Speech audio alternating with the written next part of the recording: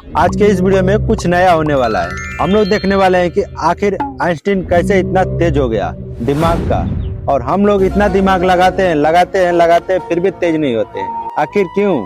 और इस वीडियो को बनाने वाले चैनल का नाम है जेम टीवी। तो चलो देखते हैं कि आखिर ये भाई साहब हमें वीडियो के माध्यम से क्या दिखाना और बताना चाहते हैं। तो चलो देखते हैं और आइंस्टीन का दिमाग को जांच पड़ताल करते हैं। Okay, let's go. ये बात तो हम सब जानते हैं कि एल्बर्ट आइंस्टाइन हिस्ट्री का सबसे बड़ा जीनियस था। इतना जीनियस कि वो अकेला ही हजारों साइंटिस्ट से ज्यादा दिमाग लड़ा सकता था। जो चीज हम इंसान समझना तो दूर की बात, सोच भी नहीं सकते, वो आइंस्टाइन ने सोची भी, समझी भी और उसको पूरी दुनिया के लिए आसान भी बनाया। एल्बर्ट आइंस्टाइन एक फिजिसिस्ट थे जिन्होंने थ्योरी ऑफ रिलेटिविटी, E=mc² और फोटो इलेक्ट्रिक इफेक्ट के लॉज बनाकर पूरी दुनिया को हैरान और परेशान छोड़ दिया था।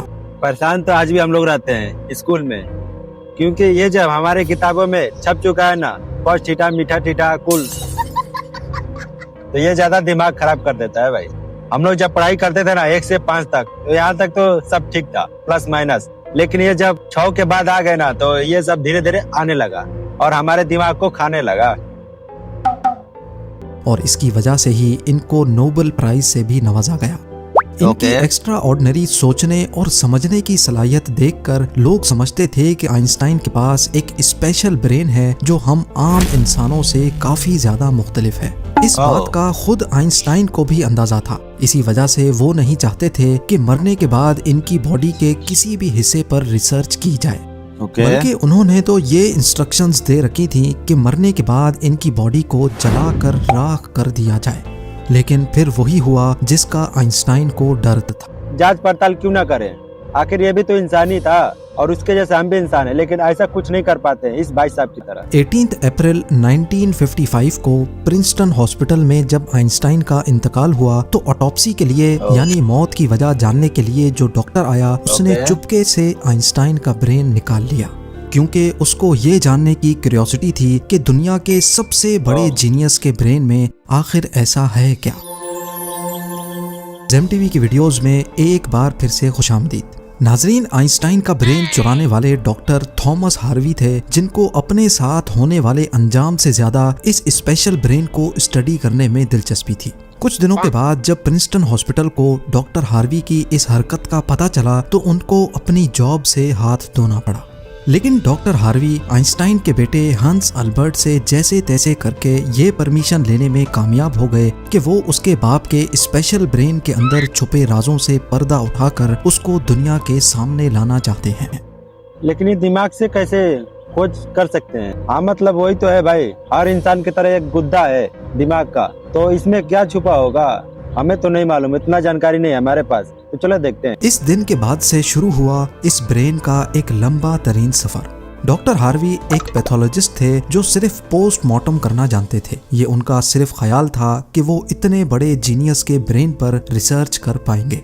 अब कंडीशन ये थी कि डॉक्टर हार्वी प्रिंसटन हॉस्पिटल की जॉब से भी हाथ धो बैठे थे और अपने पैथोलॉजिस्ट का ओहदा भी।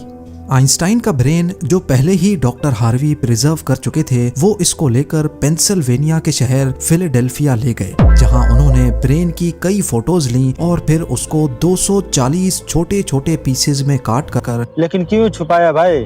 अब ब्रेन को ऐसे क्यों काटा? पकौड़े छानने के लिए क्या, कि पकौड़े छान कर खा जाऊंगा, हमारा दिमाग भी आइंस्टीन बन जाएगा?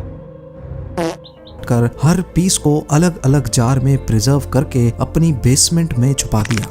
इसी मसले को लेकर डॉक्टर हार्वी का अपनी बीवी के साथ कई बार झगड़ा होता रहता था, क्योंकि उनकी बीवी अक्सर ये धमकी देती थी कि वो इस ब्रेन को उठाकर कहीं फेंक देगी। एक दिन झगड़ा इतना बढ़ गया कि दोनों मियाँ बीवी को डाइवोर्स लेकर अलग होना पड़ा और डॉक्टर हार्वी ब्रेन लेकर कैंसस के शहर विचिटा। ये भी जिद्दी था कि नहीं, मैं खोज कर ही रहूंगा।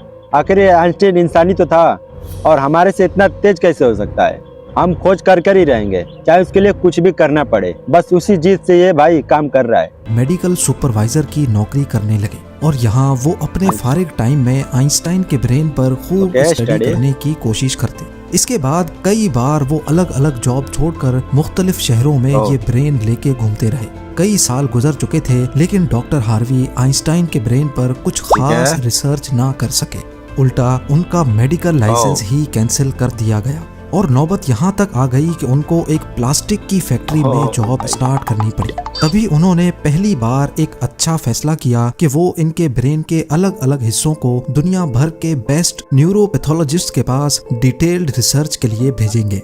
लिहाजा उन्होंने ऐसा ही किया। 1955 में ब्रेन चोरी होने के 30 सालों के बाद यानी 1985 में पहली बार आइंस्टाइन के ब्रेन पर एक स्टडी पब्लिश की गई। इसके बाद अगले 28 सालों तक इस जीनियस ब्रेन 28 सालों तक स्टडीज पब्लिश की, जिनमें बताया गया कि आइंस्टाइन का ब्रेन आम इंसान के ब्रेन से काफी डिफरेंट था।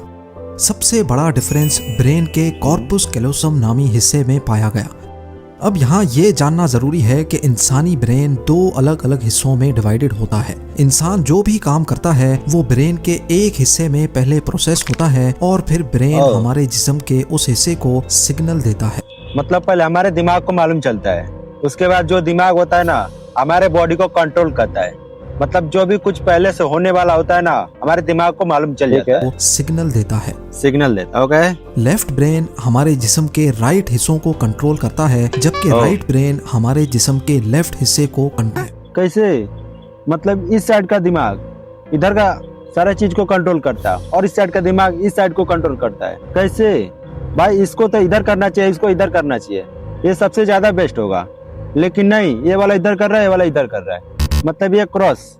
इसके अलावा 90% इंसानों का लेफ्ट ब्रेन बोलने, समझने, मैथमेटिकल कैलकुलेशंस और राइटिंग यानी लिखने के दौरान काम करता है, जबकि राइट ब्रेन के पास क्रिएटिविटी, शेप्स को पहचानने, आर्ट और म्यूजिकल स्किल्स की जिम्मेदारी होती है। राइट वाला स्किल्स के लिए है और लेफ्ट वाला जो है ना पढ़ाई जो करते हैं ना उसके लिए है। ये सोच रहे होंगे कि इस सब में कॉर्पस कैलोसम का क्या काम है। फर्ज कर लें कि आप कीबोर्ड पर टाइपिंग कर रहे हैं या फिर मोबाइल फोन पर। इस दौरान हमारे दोनों हाथ टाइपिंग करने में बिजी हैं। कुछ अल्फाबेट्स हमारा सीधा हाथ टाइप कर रहा है तो कुछ उल्टा हाथ। टाइपिंग के दौरान आपके लेफ्ट हैंड से एक मिस्टेक हुई तो आपने फौरन अपना राइट हैंड इस्तेमाल करके उस मिस्टेक को इरेज किया। तो इसका मतलब ये हुआ कि जब हमारे राइट ब्रेन से मिस्टेक हुई तो उसने लेफ्ट ब्रेन को फौरन सिग्नल देकर वो मिस्टेक ठीक करवाई। ब्रेन के दोनों हिस्से आपस में जिस चीज के थ्रू कम्युनिकेट करते हैं उसको कॉर्पस कैलोसम कहा जाता है। और आइंस्टाइन का कॉर्पस कैलोसम आम इंसानों के मुकाबले में कुछ ज्यादा ही बड़ा था, यानी उनका लेफ्ट और राइट ब्रेन का आपस में बहुत स्ट्रॉन्ग कनेक्शन था, जिसकी वजह से आइंस्टाइन एक ही वक्त में काफी कॉम्प्लेक्स प्रॉब्लम्स और सिचुएशंस को इमेजिन कर सकते थे। और इसीलिए दादा आम इंसानों से ज्यादा तेज थे और इनका दिमाग सबसे ज्यादा तेज काम करता था। कॉर्पस कैलोसम के बड़े होने के अलावा आइंस्टाइन के ब्रेन का पैटर्न भी आम इंसानों से काफी मुख्तलिफ था। और रिसर्चर्स का मानना है कि इसकी वजह से ब्रेन में न्यूरॉन्स का फ्लो काफी बेहतर था। न्यूरॉन्स के अच्छे फ्लो होने का मतलब है कि इनकी मैथमेटिकल कैलकुलेशंस की पावर काफी ज्यादा स्ट्रॉन्ग थी।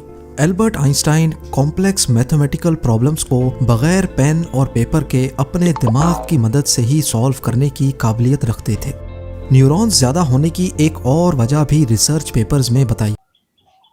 जब आइंस्टाइन के ब्रेन का वजन किया गया तो उसका वजन 1230 ग्राम था, जबकि आम इंसानों का 1400 ग्राम होता है। रिसर्चर्स का मानना है कि इनके ब्रेन की लाइनिंग काफी पतली थी, जिसकी वजह से इनमें ज्यादा न्यूरॉन्स पाए जाते थे। लेकिन सबसे बड़ा सवाल अभी भी वही था कि क्या आइंस्टाइन ऐसे स्पेशल ब्रेन के साथ पैदा हुए थे या इनके पैदा होने के बाद इसमें चेंजेस आई।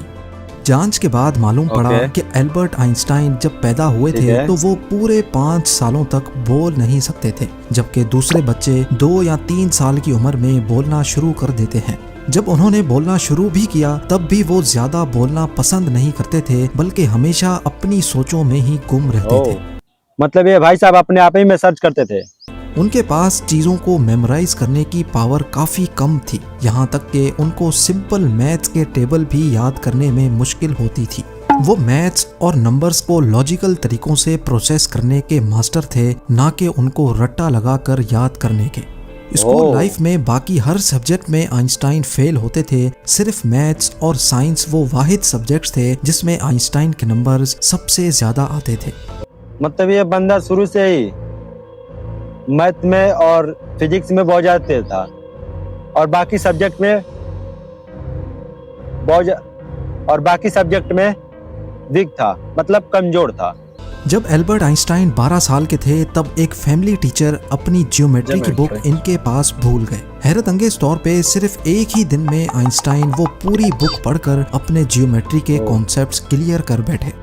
ना सिर्फ इतना बल्कि सिर्फ 14 साल की उम्र में ही वो इंटीग्रल और डिफरेंशियल कैलकुलस के मास्टर 14 साल की उम्र में। मैथ्स और साइंस में इनकी इतनी स्ट्रॉन्ग ग्रिप थी कि जब वो क्लासरूम में कोई सवाल पूछने के लिए हाथ खड़ा करते थे तो प्रोफेसर्स घबराने लगते थे, क्योंकि आइंस्टाइन के अक्सर सवाल टीचर्स के भी ऊपर से गुजर जाते थे। जो स्टूडेंट का जवाब होता था वो मास्टर के यहाँ से निकल जाता था, साइड से, लेकिन भेजे में कुछ नहीं घुसता था।